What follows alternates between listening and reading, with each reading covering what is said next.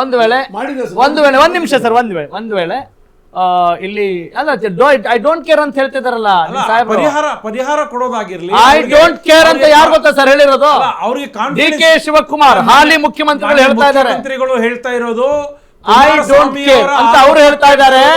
ಸತೀಶ್ ಜಾರಕಿಹೊಳಿ ಅವರು ನಾವು ಚರ್ಚೆ ಮಾಡಬೇಕಾಗಿದೆ ಆರೋಪ ಮಾಡ್ತಾ ಇದ್ದಾರೆ. ಅದರ ಹಿನ್ನೆಲೆಯಲ್ಲಿ ಅವ್ರು ಹೇಳಿರೋದು ಇವತ್ತು ರೈತರ ಪರನೇ ಇರೋದು ಅವರ ಜಿಲ್ಲೆ, ಅದು ಸರ್ ಮಾನ್ಯ ಜಿಲ್ಲೆ ಆಗಿರೋದ್ರಿಂದ ನಟ್ಟು ಬೋಲ್ಟ್ ಟೈಟ್ ಮಾಡೋ ಮನಸ್ಥಿತಿ ಇರ್ತಕ್ಕಂಥ ಡಿ ಕೆ ಶಿವಕುಮಾರ್ ಅವರಿಗೆ ರೈತರ ಮೇಲೆ ಯಾವ ರೀತಿ ನಟ್ಟು ಬೋಲ್ಟ್ ಟೈಟ್ ಮಾಡ್ತಾರೆ ಕಾಣಬೇಕು.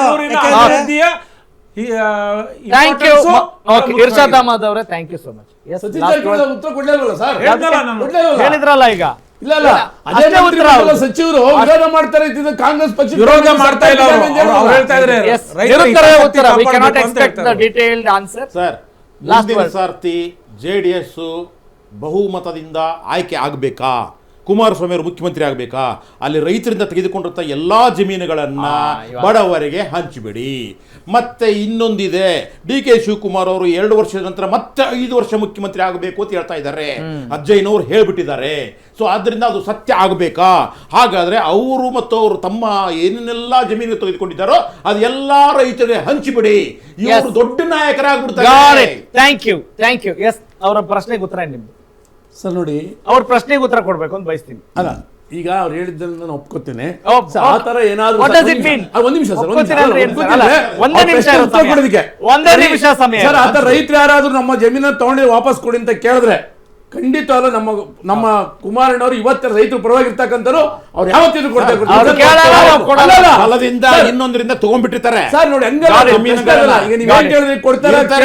ನಮ್ಮ ರೈತರು ಯಾರಾದ್ರೂ ಬಂದು ಸರ್, ಈಗ ನಿಮ್ ಜಮೀನು ಗಂಡನಿಗೆ ಗೊತ್ತಿಲ್ಲ 34 ಎಕರೆ ಜಮೀನನ್ನ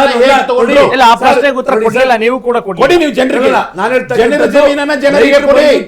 ನಮ್ಮ ಜಮೀನ್ ತಗೊಂಡಿದ್ರಾ, ನಮ್ಗೆ ವಾಪಸ್ ಕೊಡಿ, ಬಲವಂತಾಗಿ ತಗೊಂಡಿದ್ರಾ, ಇನ್ನೊಂದ್ ಮಾಡಿದ್ರ ಅಂತ ಕೇಳಿದ್ರೆ ಯಾವ್ದಾರ ಇದ್ರು ತಗೊಂಬನ್ನಿ, ಖಂಡಿತವಾಗ್ಲು ನಮ್ ಕುಮಾರ ಕೊಡ್ತಾರೆ. ಅದ್ರಲ್ಲಿ ಮತ್ತೆ ಅಧಿಕಾರ ಬರಬೇಕು ಅಂತಂದ್ರೆ ಶಶಿಕಾಂತ್ ಹೆಡಳ್ಳಿ ಅವರೇ, ಎಸ್ ಇರ್ಷಾದ್ ಅಹಮದ್ ಅವರೇ, ಗೋವಿಂದರಾಜ್ ಅವರೇ ಮತ್ತು ತಿಮ್ಮೇಗೌಡ್ರೆ ಕಾರ್ಯಕ್ರಮದಲ್ಲಿ ಭಾಗಿಯಾಗಿದ್ದಕ್ಕೆ ಧನ್ಯವಾದಗಳು. ಹಾಗೆಯೇ ನಮ್ಮ ಮನವಿ ಕೂಡ, ಯಾವುದೇ ವಕ್ತಾರರಿರ್ಬೋದು, ಯಾವುದೇ ವಿಶ್ಲೇಷಕರಿರ್ಬೋದು, ಜನರ ಪರವಾಗಿ ನಾವು ಇದ್ದೀವಾ ಇಲ್ವಾ ಅನ್ನೋ ಒಂದು ಸಣ್ಣ ಪ್ರಶ್ನೆಯನ್ನು ಮಾಡಿಕೊಳ್ಳುವಂಥ ಒಂದು ಚರ್ಚೆ ಅಥವಾ ಅವರ ಒಂದು ವಿಶ್ಲೇಷಣೆ, ಒಂದು ಅಂತರ್ಮನನ ನಡೀಲಿ ಅನ್ನೋದಷ್ಟೇ ನಮ್ಮ ಕಾಳಜಿ ಅಂತ ಹೇಳ್ತಾ ಇವತ್ತಿನ ಟಾಪ್ ಸ್ಟೋರಿ ಮುಗಿಸ್ತಾ ಇದ್ದೀನಿ. ನಾನು ನಿಮ್ಮ ರಾಘವ ಸೂರ್ಯ. ನಮಸ್ಕಾರ.